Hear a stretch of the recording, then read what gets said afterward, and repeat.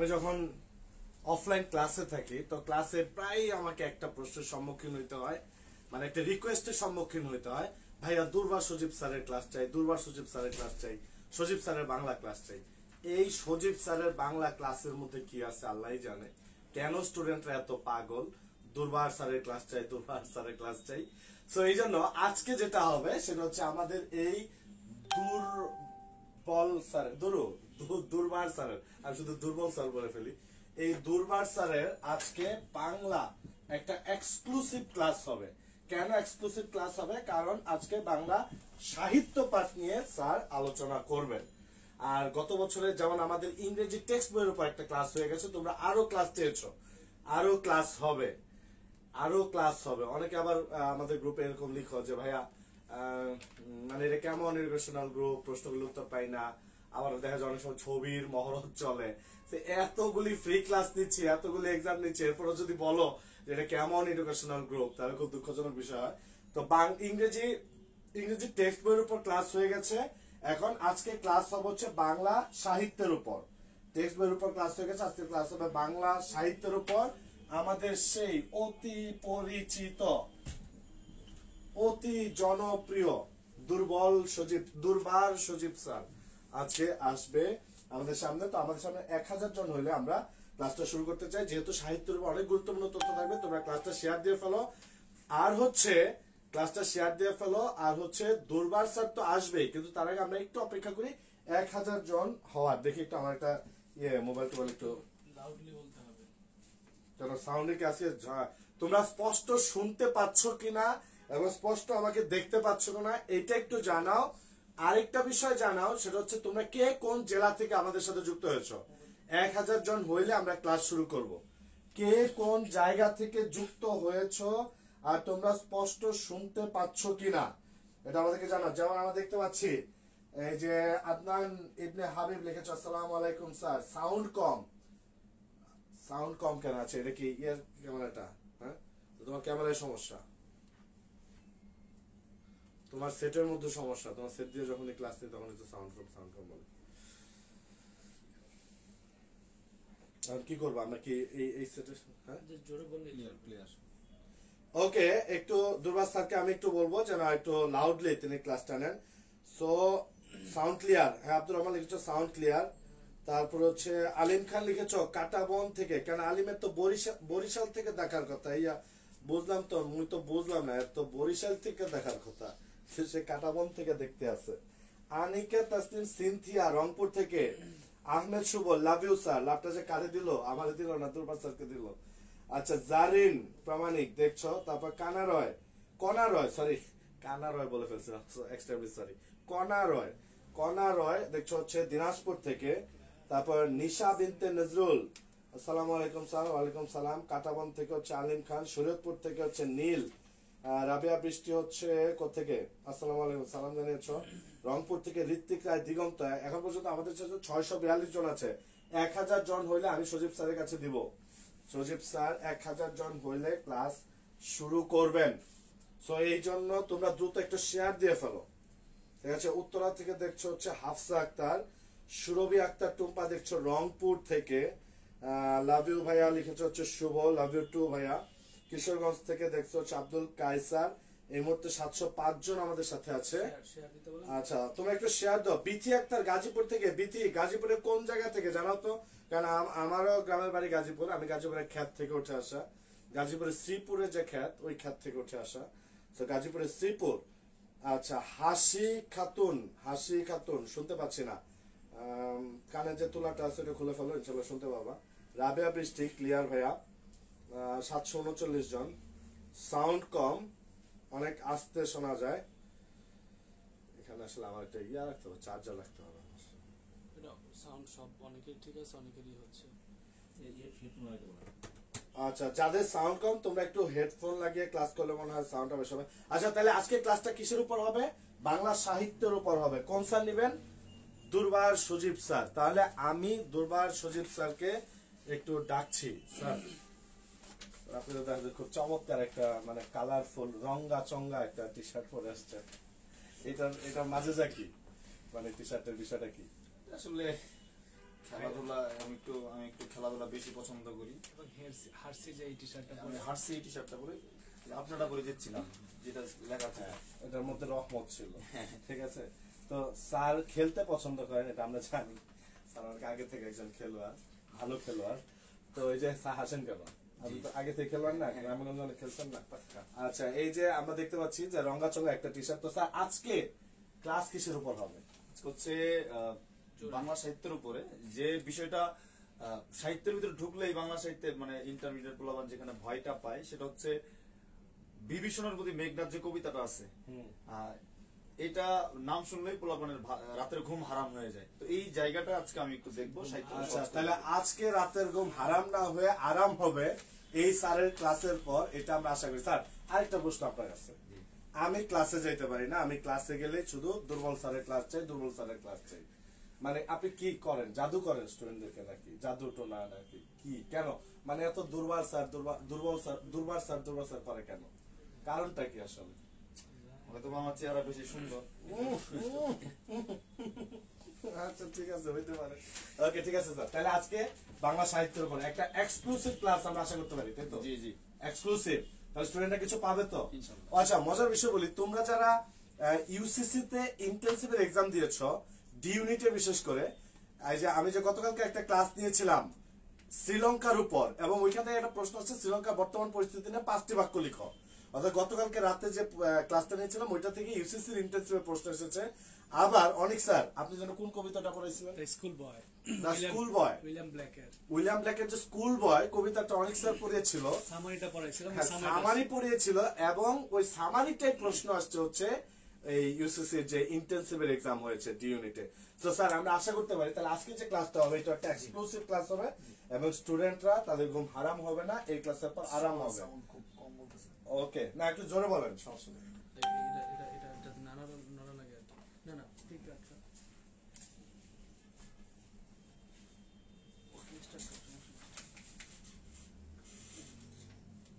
ওকে, আসসালামু আলাইকুম। আপনারা সবাই কেমন আছেন? আপনারা সবাই কেমন আছেন? আমার কথা ক্লিয়ার শুনতে পারছেন কিনা একটু কমেন্ট করে জানান। আমার কথা ক্লিয়ার শোনা যাচ্ছে কিনা এতটুকু জাস্ট একটু কমেন্ট করে জানান। প্রথমে এইটা একটু আমরা জানি।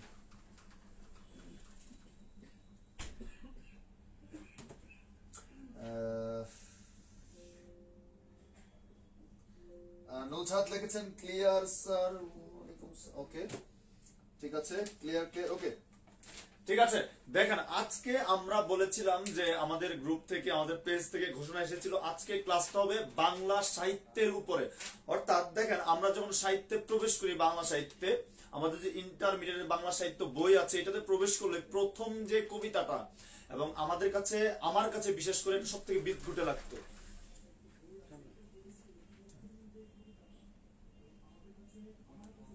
মানে এই কবিতাটা হচ্ছে আমার কাছে সব থেকে বেশি কঠিন লাগতো, এবং আমি যাদেরকে পড়িয়েছি, যাদেরকে জিজ্ঞেস করেছি, তাদের কাছেও এটা একই রকম মনে হইতো। আচ্ছা, আপনাদের কাছে একটা রিকোয়েস্ট, সবাই আপনারা হেডফোন ইউজ করার চেষ্টা করেন। হেডফোন ইউজ করলে কথাটা আরো ক্লিয়ার শুনতে পারবেন, ঠিক আছে?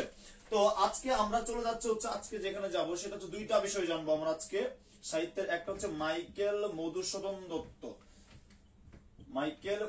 দত্ত সম্পর্কে, এবং তার যে অমর সৃষ্টি, ঠিক আছে, তারই একটা অংশ হচ্ছে কি বিভীষণের প্রতি মেঘনাথ যে কবিতাটা আছে। দেখেন, আপনি ইন্টারমিডিয়েটে কেমন পড়েছেন এটা আমি জানি না, আমি জিজ্ঞেসও করছি না, তবে আপনি যদি মনোযোগ দিয়ে আজকে আমার ক্লাসটা করেন, তাহলে এই কবিতাটা এবং মাইকেল মধুসূদন দত্ত সম্পর্কে যে কোনো ধরনের প্রশ্ন আসলে ইনশাআল্লাহ উত্তর করতে পারবেন, ঠিক আছে? ওকে, দেখেন, মাইকেল মধুসূদন দত্তের জন্মসালটা আমরা সবাই জানি যে 1824 সালের 25 জানুয়ারি যশোরের সাগরদাড়ি গ্রামে জন্মগ্রহণ করে। সাগরদাড়ি, দেখেন তার নাম কিন্তু মাইকেল একটা জাস্ট উপাধি যোগ করা হয়, পরবর্তীতে কখন যোগ করা হয় এটা আমি পরে বলছি। একটা জিনিস খেয়াল রাখেন যে এই যে 1824 সালের 25 জানুয়ারি সাগরদাড়ি গ্রামে তার জন্ম, তার ছোটবেলা বেড়ে ওঠার যদি সময়টা ধরি, তাহলে একটা জিনিস খেয়াল করেন যে শেখপুরা, এই সাগরদাড়ি গ্রামের জন্ম, এই সাগরদাড়ি গ্রামের পাশের যে গ্রাম সেটা হচ্ছে শেখপুরা। এই যে শেখপুরা, এই শেখপুরা গ্রামের মসজিদের যে ইমাম ছিলেন, ইমামের কাছ থেকে তিনি বাংলা, আরবি এবং ফার্সি এই 3টা ভাষা রপ্ত করে। ঠিক আছে, মাইকেল মধুসূদন দত্ত। এরকম তারপর যখন তিনি ওই যে বিশপ কলেজে ভর্তি হন তখন আরো বেশ কিছু ভাষা সম্পর্কে জানেন। দেখা যায় যে মাইকেল মধুসূদন দত্ত অনেক ভাষায় দক্ষ ছিলেন। হিসাব করলে দেখা যায় তিনি প্রায় 12টা ভাষায়, কতটি ভাষায় বলুন তো, 12টি ভাষায় দক্ষ ছিলেন। তাই এখন যদি মাইকেল মধুসূদন দত্ত থেকে প্রশ্ন আসে যে মাইকেল মধুসূদন দত্ত কতটি ভাষায় রপ্ত ছিলেন, তাহলে আপনার উত্তর কি হবে বলুন তো? সবাই একটু কমেন্ট করেন, মাইকেল মধুসূদন দত্ত কতটি ভাষায় দক্ষ ছিলেন বলেন।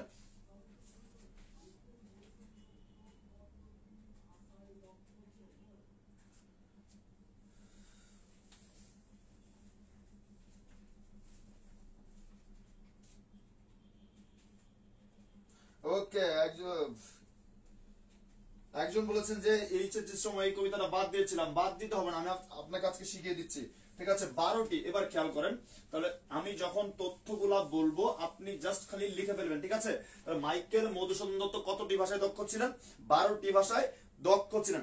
এবার খেয়াল করেন, মাইকেল মধুসূদন দত্তের বাংলা ভাষায় সাহিত্য রচনার থেকেও বেশি ঝোঁক ছিল হচ্ছে ইংরেজি ভাষায় সাহিত্য রচনার প্রতি।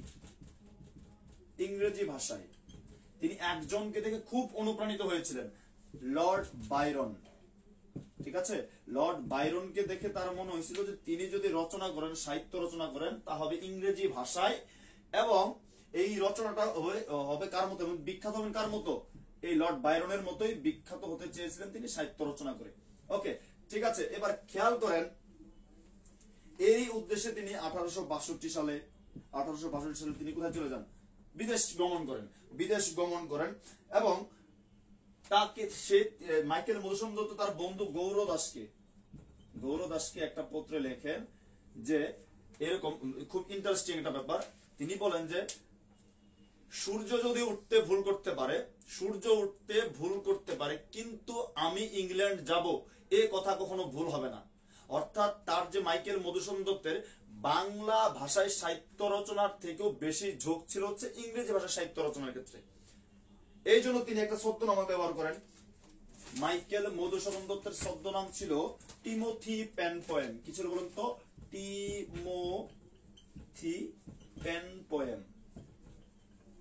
টিমোথি পেনপোয়েম। মাইকেল মধুসূদন দত্তের ছদ্মনাম ছিল কি বলুন তো? টিমোথি পেনপোয়েম। দেখেন টিমোথি কি বলছে বলুন তো? টিমোথি পেনপোয়েম। এবং মাদ্রাজ থেকে একটা পত্রিকায় তিনি এই ছদ্মনামে লিখতেন, টিমোথি পেনপোয়েম। এখন যদি পরীক্ষায় প্রশ্ন আসে যে মাইকেল মধুসূদন দত্তের ছদ্মনাম কি, তাহলে আপনি উত্তর কি করবেন? টিমোথি পেনপোয়েম। ঠিক আছে, দেখেন তিনি বিখ্যাত হবার নেশায় বুঁদ হয়ে তিনি কোথায় চলে যান? বিলেত চলে যান। আলটিমেটলি সেখানে তিনি কিন্তু একটা সাহিত্য রচনা করে, ঠিক আছে, ইংরেজি ভাষায়, সেটা ছিল দ্য ক্যাপটিভ লেডি। বিখ্যাত হবার আশায় তিনি বিদেশ গমন করেন। আদতে তিনি কি ইংরেজি ভাষায় সাহিত্যে একটা স্থান দখল করতে পারছিলেন? পারেন নাই। এবং দিন শেষে তিনি কোথায় চলে আসেন? এই বাংলাতেই চলে আসেন। এবং চলে আসার পরে তিনি যেটা করেন, বাংলা ভাষায় সাহিত্য রচনা করেন। তাই মাইকেল মধুসূদন দত্তের জীবনটাকে আমরা দুইটা ভাগে ভাগ করতে পারি। একটা হচ্ছে তিনি যে তার প্রথম দিকের জীবন, ইংরেজি ভাষায় সাহিত্য রচনার ঝোঁক, এবং পরবর্তীতে এই বাংলায় এসে আবার তার সাহিত্য রচনা করা। এবং যখন তিনি বাংলায় প্রত্যাবর্তন করেন, ঠিক সেই সময় থেকেই তার সাহিত্যের স্ফুরণ ঘটে, এই সাহিত্যের বিকাশটা ঘটে। এখন যে আমরা মাইকেল মধুসূদন দত্তকে মনে রাখি কিসের জন্য? তার প্রথম সার্থক নাটক, সার্থক কমেডি, ঠিক আছে, যে বিষয়গুলোর জন্য আমরা এখন তাকে মনে রাখি, এই বিষয়গুলো তিনি বিলেত ফেরত বা হচ্ছে বিদেশ থেকে এসেই রচনা করেন। ওকে, প্রথমেই দেখেন আমরা মাইকেল মধুসূদন দত্তের নামের সঙ্গে কয়েকটা তথ্য দ্রুত লিখে ফেলেন। বাংলা সাহিত্যের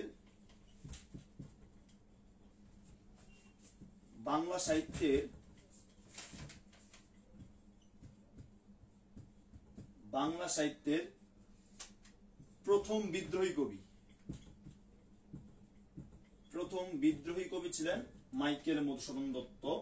এখন প্রশ্ন হচ্ছে বিদ্রোহী কবি কি পিটাপিটি মারামারি করছে বা মারামারি এসব নিয়ে অন্যায় অবিচার নিয়ে লেখা লিখতো? না, এই জন্য না। তিনি হচ্ছে পুরাতন যে ভাবধারা ছিল লেখার, এই ভাবধারার বিরুদ্ধে গিয়ে তিনি কবিতা রচনা করেন এবং ওই ধারাকে ভাঙার বিরুদ্ধে তিনি লেখা লেখেন। এই জন্য তাকে বলা হয় বাংলা সাহিত্যের প্রথম বিদ্রোহী কবি। ঠিক আছে, এবার খেয়াল করেন প্রথম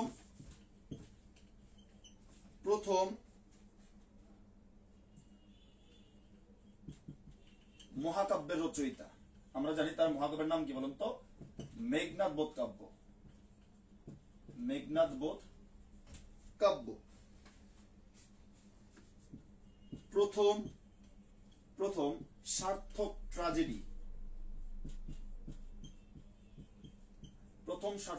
ট্রাজেডির রচয়িতা মাইকেল মধুসূদন, যার নাম ছিল কি বলুন তো? কৃষ্ণ কুমারী।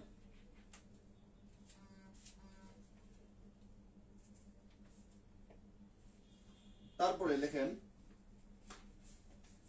প্রথম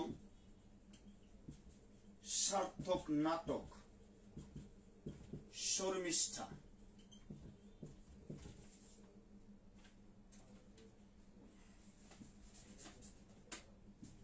প্রথম সার্থক কমেডির রচয়িতাও তিনি পদ্মাবতী। ঠিক আছে, তাহলে দেখেন মাইকেল মধুসূদন একই সাথে বাংলা সাহিত্যের প্রথম বিদ্রোহী কবি, কারণ পুরাতন ভাবধারাকে পরিবর্তন করতে চেয়েছিলেন তিনি লেখার মাধ্যমে। তারপর প্রথম বাংলা মহাকাব্যের রচয়িতা তিনি, আমরা জানি প্রথম মহাকাব্যটার নাম কি বলুন তো? মেঘনাদ বধ কাব্য। তারপর হচ্ছে প্রথম সার্থক ট্রাজেডির রচয়িতাও তিনি, কি ছিল নাম? কৃষ্ণ কুমারী। তারপর দেখেন প্রথম সার্থক নাটকের রচয়িতাও কে? মাইকেল মধুসূদন দত্ত, নাম কি ছিল? শর্মিষ্ঠা। এবং প্রথম সার্থক কমেডির রচয়িতাও কে বলুন তো? মাইকেল মধুসূদন, যার নাম ছিল কি? পদ্মাবতী। আচ্ছা, এই তথ্যগুলা কি আপনার লেখা শেষ? লেখা শেষ হলে ডান লিখে জানান, আমি সামনের দিকে আগাবো।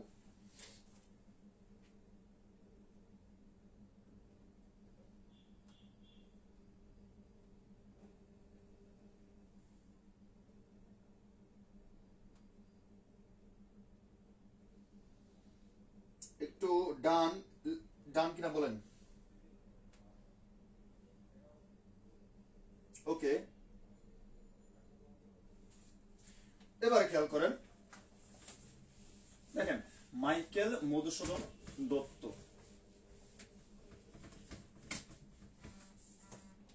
দেখেন দিন শেষে একটা বিষয় কি, আমরা যেখানেই যাই দিন শেষে আমাদের ঘরেই ফিরে আসতে হয়। তাই মাইকেল মধুসূদন দত্তের ক্ষেত্রেও এই কথাটা সত্য। তিনি বিদেশ ঘুরে ফিরে দিন শেষের জনপ্রিয়তাটা এসে পান হচ্ছে এই বাংলায় এসে। তার ঠিক মৃত্যুর 15 বছর পরে তিনি কয়েকটা লাইন লেখেন। লাইনগুলো এরকম ছিল: দাঁড়াও পথিক বর, জন্ম যদি তব বঙ্গে। অর্থাৎ মানে পথিক তুমি দাঁড়াও, তোমার জন্ম যদি কোথায় হয়, তুমি এই বাংলাতেই থাকো, তোমার জন্ম যদি কোথায় হয়, এই বঙ্গে হয়। এই জন্য মাইকেল মধুসূদন দত্তের কবরের ফলকে লেখা আছে কি বলুন তো?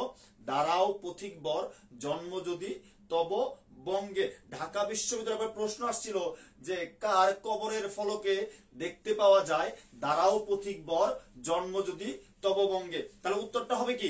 মাইকেল মধুসূদন দত্ত। এবার দেখেন, এবার আমরা যাব হচ্ছে আজকের যে সব থেকে গুরুত্বপূর্ণ বিষয়, সেটা হচ্ছে বিভীষণের প্রতি মেঘনাদ। বিভীষণের প্রতি মেঘনাদ। এবার খেয়াল করেন, একদম রুট লেভেল থেকে আমরা বিষয়টা জানবো।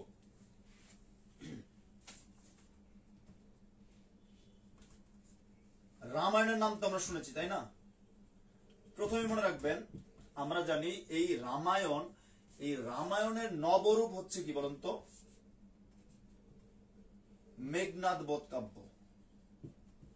যে মহাকাব্যটি নবরূপ, অর্থাৎ আপনাকে কিন্তু প্রশ্ন করা হবে। দেখেন এই মেঘনাদ বধ কাব্যটা মৌলিক কোনো কাব্য না, আমি আবার বলছি, এই যে মেঘনাদ বধ কাব্যটা এটা মৌলিক কোনো কাব্য না, এইটা হচ্ছে রামায়ণ থেকে অনুপ্রাণিত হয়। এখানে দুইটা বিষয় প্রাধান্য পেয়েছে, একটা হচ্ছে মেঘনাথের দেশপ্রেম, মেঘনাথের দেশপ্রেম, আরেকটা হচ্ছে বিভীষণের বেঈমানি, বিভীষণের বেঈমানি। এখন দেখেন এই টপিকটাই কিন্তু আমরা জানি ঢাকা বিশ্ববিদ্যালয় বি ইউনিটে একটা প্রশ্ন আসে যে অনুচ্ছেদ দিয়ে কিন্তু প্রশ্ন আসতে পারে, যে অনুচ্ছেদ আকারে প্রশ্ন উত্তরটা কিভাবে হবে, তাই না? এখন যদি অনুচ্ছেদ আকারে আসে এটার সঙ্গে কিন্তু মিলিয়ে দেওয়া যায়, যেমন অনেক লাউড বলছি।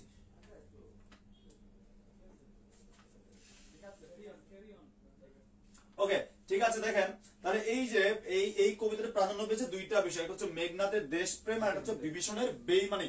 এখন ঢাকা বিশ্ববিদ্যালয় বি ইউনিটের পরীক্ষায় প্রশ্ন আসে এরকম করে, যে একটা অনুচ্ছেদ থাকে, এইটা থেকে 4টা প্রশ্ন আমাদের লিখতে হয়।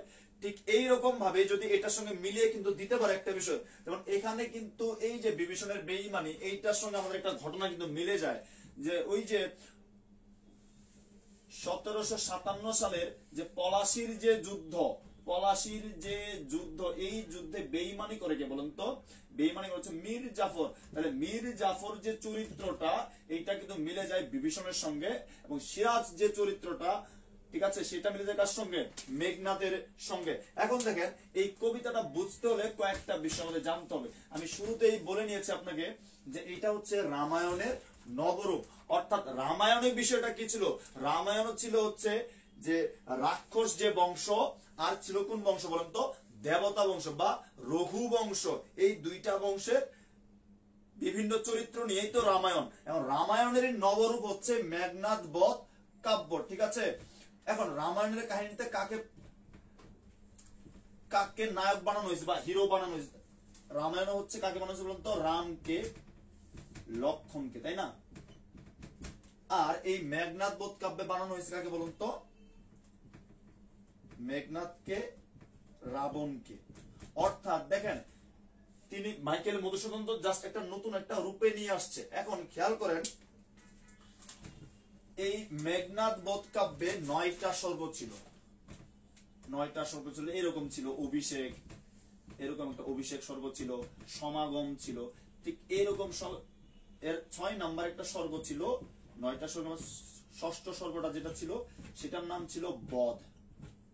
এই বধ নামক স্বর্গ থেকেই নেওয়া হয়েছে কি বলেন তো? এই বিভীষণের প্রতি মেঘনাদ। এবার খেয়াল করেন তাহলে কোন স্বর্গ থেকে নেওয়া হলো? 6ষ্ঠ স্বর্গ। আচ্ছা বলেন তো 6ষ্ঠ স্বর্গ থেকে নেওয়া হয়েছে কি? মেঘনাদ বধ কাব্যের 6ষ্ঠ স্বর্গ থেকে নেওয়া হয়েছে বিভীষণের প্রতি মেঘনাদ। আর এই যে স্বর্গটা, এই স্বর্গটার নাম কি? বধ স্বর্গ। এবার খেয়াল করেন, খুব সহজেই, খুবই মনোযোগ দিতে হবে, বুঝতে পারবেন। দেখেন একটা রাজ্য নাম ছিল অযোধ্যা, অযোধ্যা। এই রাজ্যের রাজার নাম ছিল রাজা দশরথ।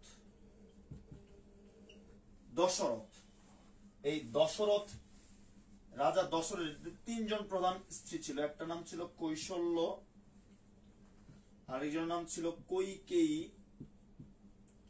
আরেকজনের নাম ছিল সুমিত্রা। সুমিত্রা, ঠিক আছে? দেখেন কিন্তু রাজা দশরথের কোনো পুত্র সন্তান বা কোনো সন্তান ছিল না। যেহেতু কোনো সন্তান ছিল না, ঠিক আছে, তারপরে তিনি কি করেন? সন্তান ছিল না আর তার মনে সুখ ছিল না আর কি। ঠিক এই সময়ে সে একটা কাজ করে, হচ্ছে অশ্বমেঘ নামে একটা পূজা করে, দেবতার কাছে অশ্বমেঘ নামে একটা পূজা করে। পূজার ফলে দেবতা সন্তুষ্ট হয়ে তাকে একটা বর দেয়। বরটা এরকম ছিল যে আগুনের কুণ্ডলী থেকে বের হয়ে একটা আগুনের কুণ্ডলী থেকে বের হয়ে একটা দৈত্য আসে। দৈত্য আসে তাকে বলে এক বাটি পায়েস দেয়। পায়েস দিয়ে বলে যে তোমার স্ত্রীদের এই পায়েসগুলো খাওয়াও। ঠিক এই রাজা দশরথ তখন 4 ভাগে ভাগ করে। 4 ভাগে ভাগ করার পরে একটা ভাগ দেয় হচ্ছে কৌশল্যকে, এক ভাগ দেয় কৈকেয়ীকে, আর বাকি যে 2টা ভাগ, এই 2টা দেয় হচ্ছে সুমিত্রাকে। এই জন্য কৌশল্যকে একটা ভাগ দেওয়ায় তার একটা সন্তান হয় যার নাম হয় রাম, ঠিক আছে। তারপর হচ্ছে আরেকটা ভাগ দেয় হচ্ছে কাকে, কৈকেয়ীকে, তার নাম হয় কি বলুন তো, ভরত। কৈকেয়ীর ছেলের নাম কি, ভরত। আর তারপরে যে দুইটা ভাগ দেওয়া হয় কাকে, সুমিত্রাকে, এই জন্য সুমিত্রার দুইজন ছেলে হয়, একটা নাম কি বলুন তো, লক্ষণ, নাম হচ্ছে লক্ষণ, আরেকটার নাম কি, শত্রুঘ্ন, শত্রুঘ্ন। তাহলে একটা জিনিস খেয়াল করেন, এই যে কৈশল্যর ছেলে হচ্ছে রাম, সুমিত্রার ছেলে হচ্ছে লক্ষণ, আর কৈকেয়ীর ছেলের নাম কি, ভরত। এখন এদের মাঝখানে সব থেকে বড় ছিল হচ্ছে রাম, এবং বুদ্ধি জ্ঞান সব দিক থেকে রাম ছিল সেরা। এই জন্য তাকে বলা হয়েছে কি, আমাদের বইয়ে রঘুবংশ আছে না, দশরথের বংশের নাম কি, রঘুবংশ। এবং এই রঘু বংশের শ্রেষ্ঠ সন্তান কে ছিল, তাহলে শ্রেষ্ঠ সন্তান ছিল এই রাম। ভালো করে খেয়াল করেন, শ্রেষ্ঠ সন্তান কে ছিল, রাম। এখন খেয়াল করেন, তারপর আর এই রাম আর লক্ষণের মাঝখানে তাহলে সম্পর্কটা কি দাঁড়ালো, বৈমাত্রেয় ভাই, তারা ছিল হচ্ছে বৈমাত্রেয় ভাই। এখন খেয়াল করেন, তাহলে এখন কৈশল্য, কৈকেয়ী, সুমিত্রা, এই তিনজনের মাঝখানে কৈশল্যের ছেলে রাম, কৈকেয়ীর ছেলে ভরত।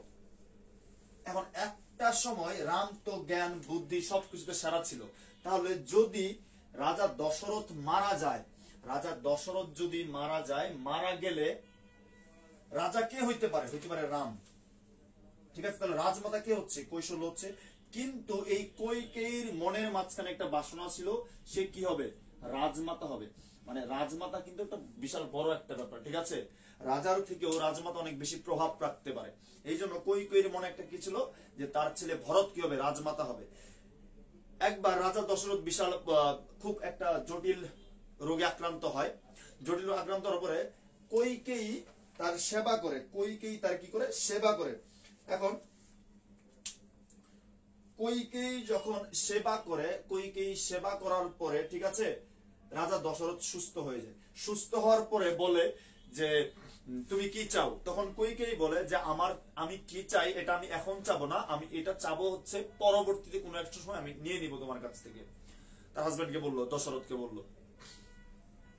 ঠিক এরই পরিপ্রেক্ষিতে একটা সময় গিয়ে এই কৈকেয়ী রাজা দশরথকে বলে যে ভরতকে কি বানাতে হবে, ভরতকে কি বানাতে হবে, সিংহাসনে বসাতে হবে, রাজা বানাতে হবে। এইটা হচ্ছে কে মানে না, এইটা হচ্ছে রাজা দশরথ মানে না। না মানার ফলে, ঠিক আছে, তখন আরেকটা ইচ্ছার কথা বলতে বলে, তখন বলে তাহলে ঠিক আছে, এটা যদি না মানো, না মানলে কি করতে হবে, রামকে তুমি বনবাসে দাও। কোথায় দেবো, বনবাসে পাঠাই দাও, রামকে বনবাসে দাও। এখন এই যে খুব সহজ পলিটিক্স, রাম যদি বনবাসে যায়, রাম যদি বনবাসে যায়, তার সঙ্গে কে যাবে, লক্ষণ যাবে। তাহলে এই জায়গাটাই শুধু বাকি থাকবে ভরত, তাহলে ভরত খুব সহজে রাজা হয়ে যাবে। এটাতেও অস্বীকৃতি জানায় কি রাজা দশরথ। কিন্তু রাম ছিল একটু জ্ঞানে বুদ্ধিমান, তারা কৈকেয়ীকে সম্মান করতো, এই জন্য সে বলে ঠিক আছে, আমার মা যেহেতু আমাকে বলেছে কি বনবাসে যেতে, আমি ঠিক আছে বনবাসে যাব। ঠিক তেমনি রাম তখন কোথায় চলে যায়, বনবাসে যায়। বনবাসে যে যাবে, তখন রামের যে স্ত্রী সীতা বলে হচ্ছে কি আমিও যাব তোমার সাথে। সীতাও যায় বনবাসে। আবার লক্ষণ বলে আমি তোমাকে ছাড়বো না, ঠিক আছে। একই সঙ্গে কে যায়, লক্ষণ। তিনজনে কোথায় যায়, বনবাসে যায়। আচ্ছা, এটা একটা জঙ্গল, বনবাসে গিয়ে এই জঙ্গলের মাঝখানে কাল্পনিক চিত্র রাখলাম। এই জঙ্গলের মাঝখানে গিয়ে তারা বসবাস শুরু করে দেয়, ঠিক আছে, বসবাস শুরু করে দেয়। এখন মূল কাহিনী হচ্ছে এখান থেকে শুরু হয়। এই জঙ্গলের মাঝ পরে একটু পরে হচ্ছে একটা সমুদ্র। এই সমুদ্রের পরেই যে রাজ্যটা, এইটার নাম হচ্ছে লঙ্কাপুরী। এইটার নাম কি বলতো, লঙ্কাপুরী। খুব খেয়াল করতে হবে এটা বুঝতে হলে, লঙ্কাপুরী। দেখেন আমি বলছি আপনাকে, বিভীষণের প্রতি মেঘনাদ আপনার কখনো ভুল হবে না, জাস্ট মনোযোগ কথাগুলো শুনেন। তাহলে আমি বললাম যে এই যে জঙ্গলে তারা আশ্রয় নেয়, ঠিক আছে, যে জঙ্গলে তারা কি নেয়, আশ্রয় নেয়,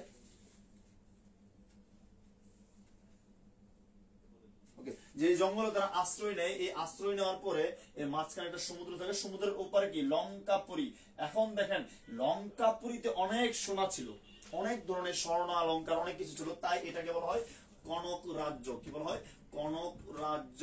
দেখেন এই যে বিভীষণ মেঘনাদ যখন পড়বেন, এই শব্দটা আছে কনক রাজ্য। তাহলে কনক শব্দের অর্থ কি, কনক শব্দের অর্থ হচ্ছে স্বর্ণ। স্বর্ণ কনক শব্দের অর্থ কি বলুন তো? স্বর্ণ। কনক শব্দের অর্থ কি বলুন তো? ঠিক আছে, স্বর্ণ। এবার খেয়াল করো যে এই কনক অর্থ হচ্ছে স্বর্ণ, তাহলে স্বর্ণের রাজ্য হচ্ছে কি লঙ্কাপুরী। এখন এই লঙ্কাপুরীর রাজা ছিল কে? রাবণ। লঙ্কাপুরী রাজা ছিল কে বলতো? রাবণ। আর রাবণের মা ছিল নিকষা সতী, সে অনেক সতী ছিল, তাই তাকে কি বলা হয়? নিকষা সতী। এখন এই রাবণের যে ভাই ছিল, একটা ছিল হচ্ছে কুম্ভকর্ণ, আরেকজন ছিল কি? বিভীষণ। বিভীষণ ছিল অনেক জ্ঞানী, ঠিক আছে, আর কুম্ভকর্ণ ছিল অনেক শক্তিশালী। আর সে ছিল এরকম যে সে 6 মাস ঘুমাই থাকতো, এবং 6 মাস যে ঘুমাইতো, 6 মাস পরে যখন তার ঘুম থেকে তুলতে হইতো, তোলার সময় 10-12টা হাতি লাগতো তার শুধু ধাক্কা দিতে। মানে এই ধরেন আমি হচ্ছে কি কুম্ভকর্ণ, আর এই মার্কার হচ্ছে সাধারণ একটা মানুষ, এরকম বিশাল পার্থক্য ছিল। 10-12টা হাতি লেগে যেত তারা ধাক্কা দিতে, ঠিক আছে। এবার খেয়াল করেন, এই কুম্ভকর্ণ অনেক শক্তি ছিল, তাকে বলা হচ্ছে শিব। শিব এই জন্য দেখবেন একটা লাইন আছে না, শুলি শম্ভু নিব কুম্ভকর্ণ, অর্থাৎ তার শক্তি ছিল শিবের মতো, শিবের মতো, ঠিক আছে। এবার খেয়াল করেন, তাহলে এই যে আবার রাবণের সব যে আদরের জিনিস ছিল, সেটা ছিল তার বোন শূর্পণখা, এবং এই বোনটাকে নিয়ে সব থেকে বেশি ঝামেলা। এই বোনটাকে নিয়ে কি সব থেকে বেশি ঝামেলা ছিল, ঠিক আছে। সব থেকে ঝামেলা ছিল হচ্ছে এই শূর্পণখা নিয়ে।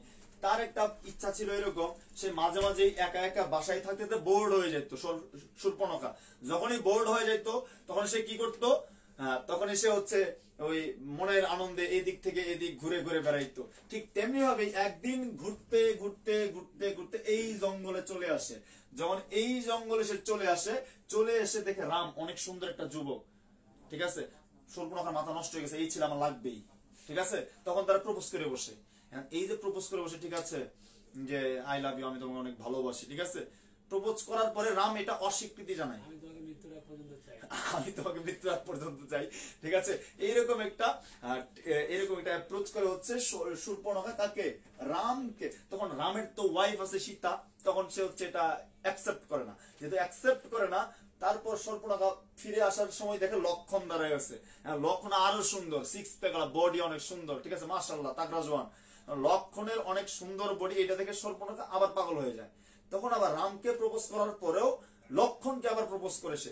লক্ষণকে যখন প্রপোজ করছে, লক্ষণ তখন চিন্তা করে যে একটু আগে আমার ভাইয়ের প্রপোজ করলো, এখন প্রপোজ করতেছে আমারে, তার মানে কি মেয়ের মাঝে সমস্যা আছে। ঠিক তখনই এই শূর্পণখা নাক কেটে দেয়। যখন নাক কেটে দেয়, তখন ইয়া বলে যে শূর্পণখা বলে, ঠিক আছে, তুমি আমার নাক কাটলা, তুমি আমার জানো আমি কে? কে তুমি? আমি রাবণের বোন, ঠিক আছে। ঠিক তখন এই যে কাটা নাকটা নিয়ে শূর্পণখা কোথায় যায়? এই যে রাবণের কাছে যায়। যখন এই রাবণের কাছে যায়, এই রাবণের কাছে যাওয়ার পরে বলে যে ভাই আমার নাক কেটে দিছে। এখন স্বাভাবিকভাবে চিন্তা করেন, আমার বোনকে, আমার বোন ধরনের একজনকে প্রপোজ করছে, এই ছেলেটা যদি আমার বোনের নাক কেটে দেয়, আমি কি রেগে যাব না? ঠিক সেই সময় রাবণ খুব রেগে যায়। রেগে গিয়ে, ঠিক আছে, কি আছে দেখে, তখন রাবণ তখন আসে কোথায়? এই রামের এখানে আসে। এসে দেখে যে সীতাকে দেখে যে রাগ ক্ষোভ নিয়ে আসে, তখন তার মাথায় আসলে এই রাগটা এরকম ভাবে কাজ করে না। যখন সীতাকে দেখে রাবণ পাগল হয়ে যায়, ঠিক আছে। অনেক একটা মাথায় চিন্তা করে যে এই রামকে নিতে গেলে অনেকটা বাংলা সিনেমার মতো। বাংলা সিনেমায় কি হয় যে, ঠিক আছে, একটা কমন একটা সিস্টেম আছে। সিস্টেমটা কি? যে আমি যদি আচ্ছা, কমন একটা সিস্টেম হচ্ছে এরকম, দুইটা হবে, একটা হচ্ছে গুলি করেও মারা যায়, আরেকটা হচ্ছে কি আমি নায়িকাকে তুলে নিয়ে যাব, তাহলে নায়ক কি অটোমেটিক চলে যাবে। ঠিক সেইভাবেই কি করে রাবণ তখন চিন্তা করে, সীতার এত সুন্দর, সীতাকে যদি আমি নিয়ে যাই, তাহলে রাম কি পিছন পিছনে নিয়ে আসবে, ঠিক আছে। এখন সীতাকে যে নিয়ে যাবে চাইলেই তো আর হচ্ছে না, ঠিক আছে। সে তো একটা প্রোটেক্টেড এরিয়ায় থাকে, কারণ তার সাথে সব সময় লেগে থাকে কে? লক্ষণ লেগে থাকে। রাম যদি বাইরেও যায়, ঠিক তখন তার সঙ্গে কে লেগে থাকে?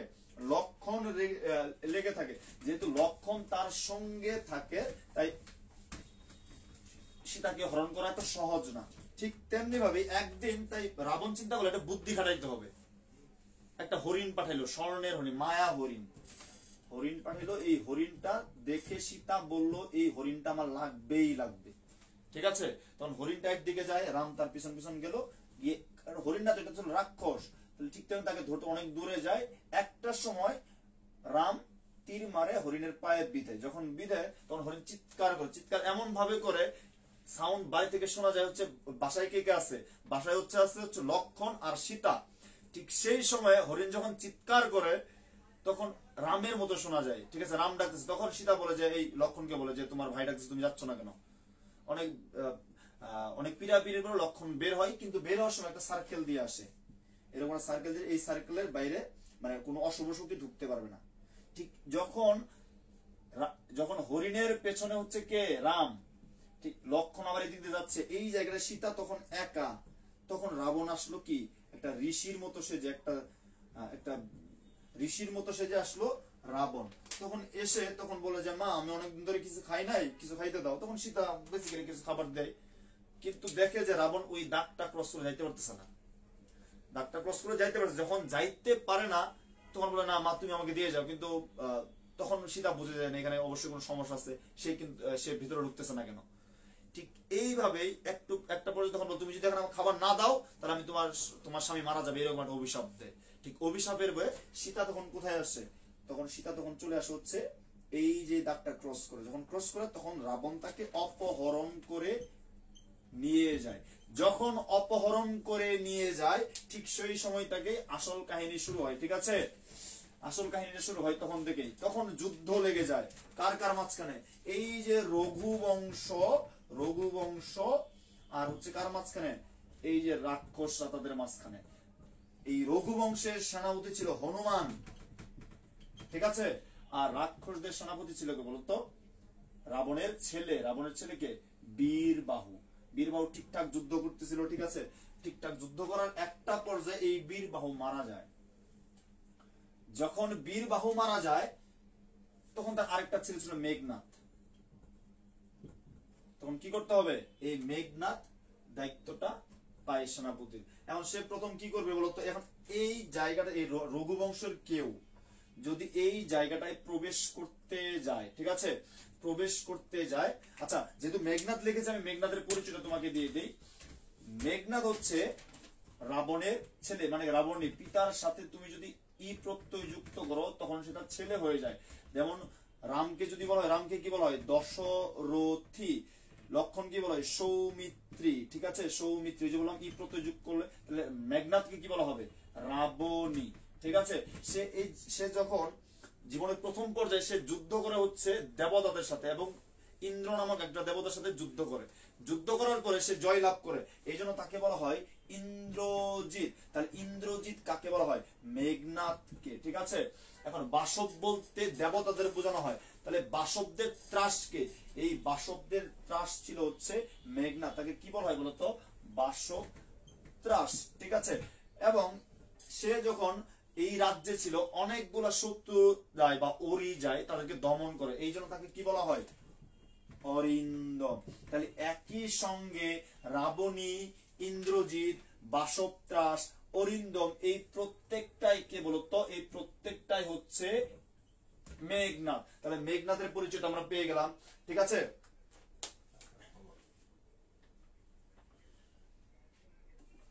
ঠিক আছে, এবার খেয়াল করো,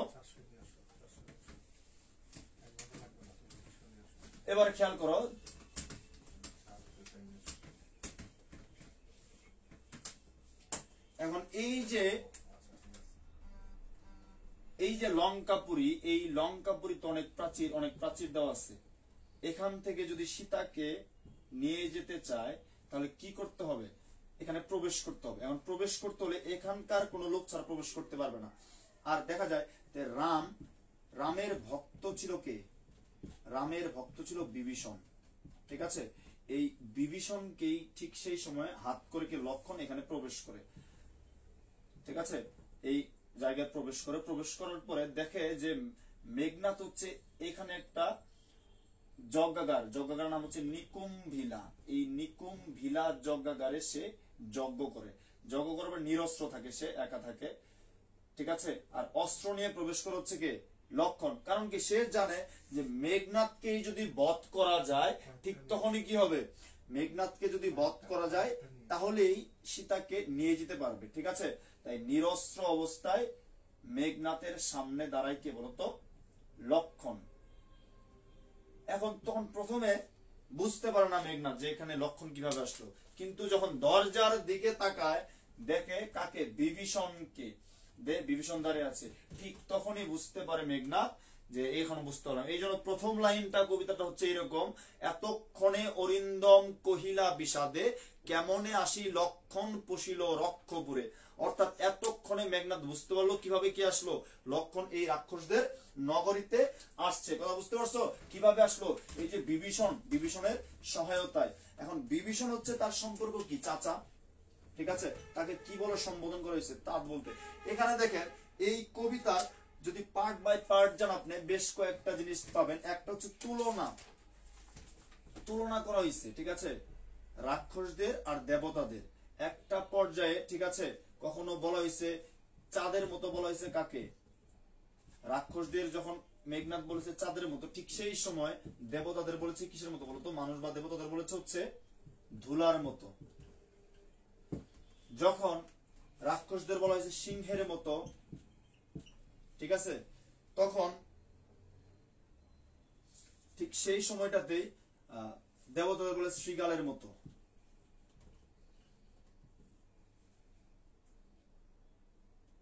ঠিক আছে, যখন এখানে যখন বলা হয়েছে যে ধরেন সুইমিং পুল বা সুন্দর পুকুর, ঠিক আছে, সুন্দর পুকুরের কথা বলা হয়েছে, ঠিক দেবতার এখানে ডোবার কথা বলা হয়েছে। অর্থাৎ তুলনাগুলো কেন গুরুত্বপূর্ণ বেশি? যে লাইন গত বছর একটা ব্যাখ্যা ছিল এরকম যে স্থাপিলা বিধুরে বিধি স্থানুর ললাটে পরিকি ভূতলে শশীযান গড়াগড়ি।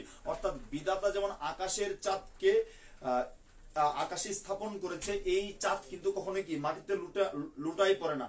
ঠিক এরকম ভাবে ব্যাখ্যা করে দিয়েছে। একটা পর্যায়ে দেখা যায় যে এই যে যখন আগমন ঘটলো, ঠিক আছে, যখন এই মেঘনাথ আসলো কার সহায়তায় আসলো? লক্ষণ আসলো হচ্ছে বিভীষণের সহায়তায়। এখন বিভীষণের সহায়তায় যখন আসলো, প্রবেশ করার পরে সে নিরস্ত্র ভাবে কি করলো? নিরস্ত্র মেঘনাথকে আক্রমণ করবে। ঠিক আছে, যখন আক্রমণ করতে চায় তখন যে লক্ষণকে সে কিছু বলে না, সে বলে কাকে? বলে হচ্ছে বিভীষণকে। কিভাবে বলে? হচ্ছে এইভাবে যে চাচা, এটা কি কোনো রাজাদের কাজ? রাজারা কি নিরস্ত্র ভাবে কাউকে যুদ্ধে আক্রমণ করে? ঠিক আছে, তুমি আমাকে জাস্ট অস্ত্র আনতে দাও, আমার অস্ত্র ঘরে যাইতে যাও, আমি অস্ত্র নিয়ে আসবো। এই যে লক্ষণকে আমি কিসের মাধ্যমে পরাজিত করব? আহবের মাঝখানে, যুদ্ধের মাঝখানে। ঠিক আছে, এখন বেশ এখানে হচ্ছে লক্ষণকে মাঝে মাঝে বিভিন্ন কিছু বলে সম্বোধন করা হয়। ঠিক আছে, সৌমিত্রী, কুমতি বলে সম্বোধন করা হয়। ঠিক আছে, আবার মাঝে মাঝে সম্বোধন করা হয় যে শ্রীগালের মতো করে। ঠিক আছে, দেখেন এই যে কয়েকটা লাইন আমি বলছি, মনে রাখবেন যে একটা হচ্ছে যে স্থাপিলা বিধুরে বিধি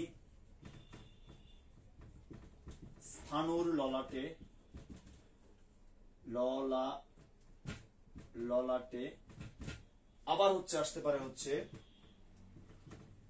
পঙ্কজ কাননে করে কেলি রাজহংস। অর্থাৎ দেখেন যে এই যে স্থাপিলা বিদুরে বিধি স্থানুর ললাটে পরিকি ভূতলে শশীযান, বিধাতা যেমন আকাশের চাঁদকে স্থাপন করেছে, ঠিক এটা কোনো মাটি আসে না, ঠিক তেমনি ভাবে পঙ্কজ কাননে করে কেলি রাজহংস, যে পঙ্কজ সুন্দর পুকুরে যে হাঁসটা সাঁতার কাটে সেটা কখনো ডোবায় আসবে না। অর্থাৎ এটা দিয়ে বোঝানো মেঘনাথ বোঝাইতেছে তার জাতিকে, তার জ্ঞাতিকে, তারা অনেক উপরের, তারা কিভাবে এই রামদের সঙ্গে মিশতে পারে। কারণ যখন বিভীষণ বলে যে আমি রামের দাস, কি বলছে বলতো? আমি রামের দাস, ঠিক সেই সময় মূল ঝামেলাটা লেগে যায়। ঠিক আছে ভাই, বইটা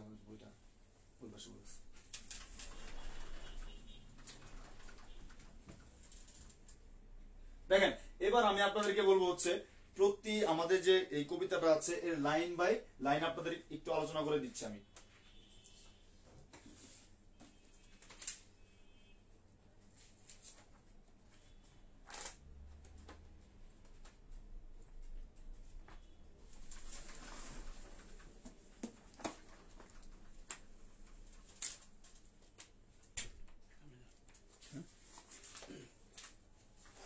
ওকে, মূল কাহিনীটা আপনারা বুঝতে পারছেন। এবার হচ্ছে আমরা শুরু করি। দেখেন প্রথম লাইন ছিল এরকম, এতক্ষণে অরিন্দম কহিলা বিষাদে, জানিনু কেমনে আসি লক্ষণ পশিল রক্ষপুরে। অর্থাৎ এতক্ষণে আমি বুঝতে পারলাম কিভাবে, অরিন্দম কে বলেন তো? মেঘনাদ। মেঘনাদ এতক্ষণে বুঝতে পারলো কিভাবে লক্ষণ আসলো কোথায়? রাক্ষসদের নগরীকে। অর্থাৎ ওই যে বিভীষণের সহায়তায়। হাই তা তো উচিত কি তব এই কাজ। তখন তার চাচাকে বলতেছে এই কাজটা কি তোমার ঠিক হলো? নিকষা সতী তোমারও জননী, সহোদর রক্ষ শ্রেষ্ঠ। অর্থাৎ নিকষা সতী মানে কি? রাবণের যে মা, সে তো তোমারও মা। আর তোমার সহোদরকে রক্ষ শ্রেষ্ঠ মানে রাবণ হচ্ছে কি রাক্ষসদের সেরা না? শুলি সম্বরিব কুম্ভকর্ণ। অর্থাৎ ওই যে কুম্ভকর্ণ অনেক শক্তিধর, শিবের মতো তার শক্তি। আর ভাতৃপুত্র বাসব বিজয়। এখন মেঘনাদ নিজে বলছে কি বাসব বিজয়ী, দেবতাদের জয় করেছে যে। একটা লাইন গুরুত্বপূর্ণ, এরপরে আছে দেখেন, নিজ গৃহপথ তা তো দেখাও তস্কর। অর্থাৎ নিজের পথটা সে কোথায় দেখাইলো? চোরকে দেখাইও না। কারণ চোর বলে সম্বোধন করতেছে কাকে? এই যে রামের অনুজ লক্ষণকে। ঠিক আছে, চন্ডালে বসাবাণী রাজার আলোয়। এই যে তুমি যে তাদেরকে এত ইয়া করলা, তারপরে আমি তোমাকে কি করব না? কিন্তু নাহি গঞ্জি তোমা, কিন্তু তোমাকে আমি তিরস্কার করব না। কারণ হচ্ছে তুমি হচ্ছে আমার পিতৃব্য, তুমি আমার পিতার সমতুল্য। ঠিক আছে, কিন্তু তুমি জাস্ট একটা কাজ করবা, এই দরজাটা ছেড়ে দাও, আমি অস্ত্রগারে যাব, অস্ত্র নেব, পাঠাইব রামানুজের সমন ভবনে। অর্থাৎ রামের অনুজ যে আছে তাকে কোথায় পাঠাবো? আমি রামের অনুজকে পাঠাবো, আমি হচ্ছে জমালয়ে পাঠাবো। ঠিক আছে, লঙ্কার কলঙ্ক আজি ভঞ্জিব হবে। এটা খুবই গুরুত্বপূর্ণ, লঙ্কার কলঙ্ক আজি ভঞ্জিব হবে। লাইনটা কেন গুরুত্বপূর্ণ? লঙ্কার যখন এই লক্ষণ হচ্ছে লঙ্কায় পদার্পণ করে, ঠিক তখনই লঙ্কাটা কলঙ্কিত হয়। এই যে লঙ্কার কলঙ্কটা, এই কলঙ্কটা তিনি দূর করতে চাইছেন কিভাবে বলেন তো? ওই যে আহবে যুদ্ধের মাধ্যমে। তখন উত্তরিলা বিভীষণ, তখন হচ্ছে একটা প্রশ্ন আসছিল যে নিচের কোনটি মাইকেলি নাম ধাতু? এটা হবে উত্তরিলা, কারণ দেখেন এটা হচ্ছে ব্যবহার করেছে কে? মাইকেল মধুসূদন দত্ত। তারপরে খেয়াল করেন, লাইনটা ছিল এরকম, উত্তরিলা বিভীষণ বৃতা এ সাধনা দিমান, রাঘব দাস আমি। মানে বলতেছে বিভীষণ তখন বলতেছে যে মেঘনাথকে, মেঘনাথ তোমার এটা হচ্ছে একটা ভুল ইচ্ছা। কারণ হচ্ছে আমি তোমার অনুরোধ রক্ষা করতে, আমি রামের ক্ষতি করতে পারবো না, কারণ আমি কি রামের দাস। ঠিক আছে, ঠিক যখন এইটা বিভীষণ বলার পরেই তখন মেঘনাথ কিছু ডায়লগ ছাড়ে। কিরকম ডায়লগ ছাড়ে? ঠিক আছে, তোমার কথা শুনতে আমার মরতে ইচ্ছে করতেছে। তুমি রাক্ষসদের সারথি হয়ে তুমি কিভাবে, রাক্ষসদের সঙ্গী হয়ে কিভাবে তুমি রামের গুণকীর্তন করো? ঠিক আছে, তোমার কথা শুনে আমার মরতে ইচ্ছা করতেছে। ঠিক আছে, তারপরে ওই যে ওই তুলনাগুলা করলো। তারপরে ঠিক আছে, আর লক্ষণকে তখন বলে কি তুমি হচ্ছে একটা কি, তুমি একটা বাজে লোক, কুমতি সুর। ঠিক আছে, কারণ তুমি অস্ত্রহীন ভাবে একজনকে যুদ্ধের আহ্বান তুমি কিভাবে করো? তারপরেও এত কিছু বলার পরেও মেঘনাথ শেষে একটা জিনিস বলে যে, একটা জিনিস চাচা মনে রাখবা, যে দূরের মানুষজন যদি হাজার ভালো হয়, তবুও তাদের জন্য কাছের মানুষের কি করতে হবে না? কাছের মানুষকে ছাড়া যাবে না। ঠিক আছে, আমরা জানি যে মেঘনাথ আর বিভীষণ কি চাচা ভাতিজা, কিন্তু তারপরেও বিভীষণ সেই সঙ্গ ত্যাগ করে ওই যে অযোধ্যা রাজ্য, এই রাজ্যের রামের সঙ্গ নেই। ঠিক এই জন্যই এই লাইনগুলো সে মেঘনাথ বলে। এবং সর্বশেষ এটা শেষ করছে এরকম ভাবে, যে মেঘনাথ শেষ করে এরকম ভাবে যে তোমাকে আর বলে কি লাভ? ঠিক আছে, তোমার মাথা তো নষ্ট হয়ে গেছে, তুমি তো নিচ হবাই। ওই যে লাস্টের লাইনটা কি বলেন তো? লাস্টের লাইনটা আছে না এরকম, যে লাইনটা হচ্ছে এরকম, যে গতি যার নিচ সে দুর্মতি। ঠিক আছে, এই যে তুমি এইগুলা, কারণ তোমাকে আর এখন আমি কিছু বলবো না, কারণ হচ্ছে তুমি তো নিচু হবাই, কারণ তুমি চলো কাদের সঙ্গে? নিচুদের সঙ্গে। কথা বুঝতে পেরেছেন? অর্থাৎ বিভীষণের প্রতি মেঘনাথটা একটা জিনিস খেয়াল রাখবেন, এইটা হলো রামায়ণের ঠিক উল্টো। এখানে উল্টো কেন করছেন মাইকেল মধুসূদন দত্ত? শুধুমাত্র দেশপ্রেমের জন্য। ঠিক আছে, এখানে তিনি এই রাম আর লক্ষণের এই বীরত্ব না দেখিয়ে তিনি দেখাইছে হচ্ছে দেশপ্রেম কার? মেঘনাদের। ঠিক আছে, আর বেঈমানি দেখাইছে কার বলেন তো? বিভীষণের। ঠিক আছে, তাহলে আমি আশা করি আজকের পর থেকে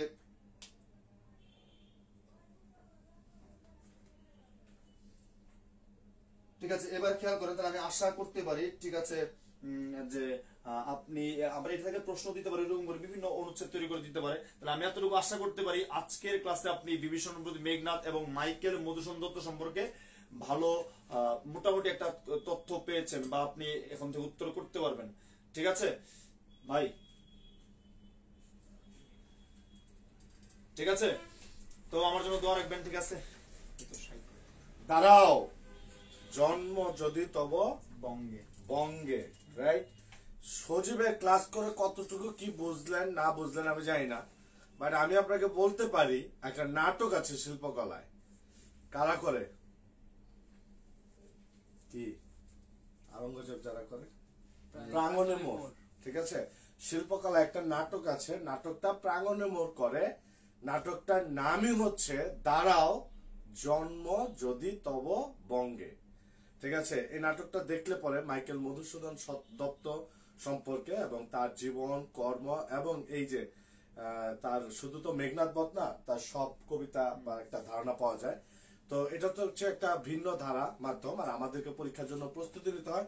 এই জন্য আপনারা যে সজীব স্যারের ক্লাস করলেন, ক্লাস কেমন লাগলো বা কতটা উপকার পেলেন, বা সাহিত্যের ক্লাস আরো লাগবে কিনা, কাইন্ডলি আমাকে একটু জানান ক্লাসটা কেমন লাগলো, আর এইরকম সাহিত্যের ক্লাস আরো দরকার কিনা এটা কাইন্ডলি আমাকে জানান। কারণ আমি চেষ্টা করছি হচ্ছে তোমাদের এই রেসপন্সের উপর বা তোমাদের চাহিদার উপর অগ্রাধিকার দিয়ে আমি বিভিন্ন ক্লাস দিতে, বা সর্বোচ্চ যেন একটা উপকার পাওয়া যায়।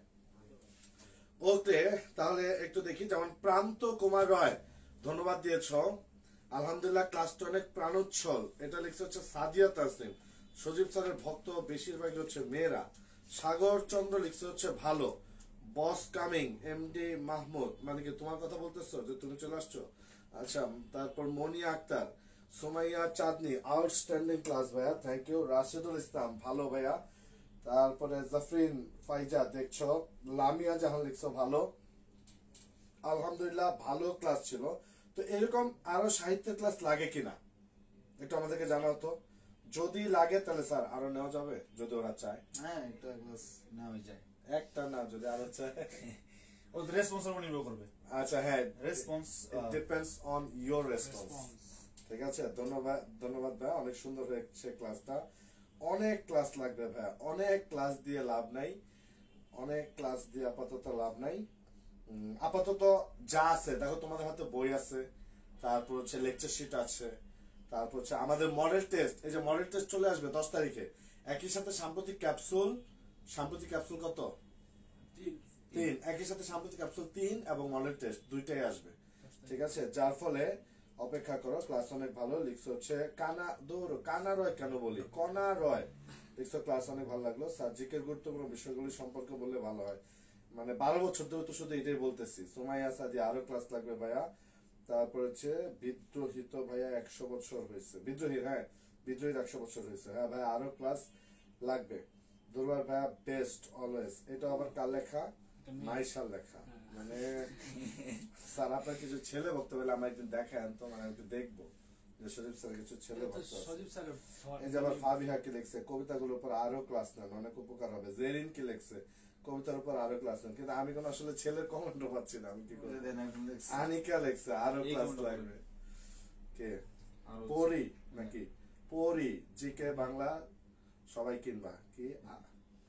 তাজরিয়ান আরো ক্লাস চাই, ভাইয়ের ক্লাস। জান ভাই আরো কি? আরো চাই জান ভাইয়ের ক্লাস।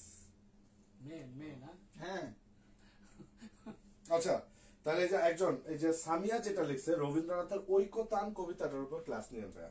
ঐকতান তাহলে নেক্সট।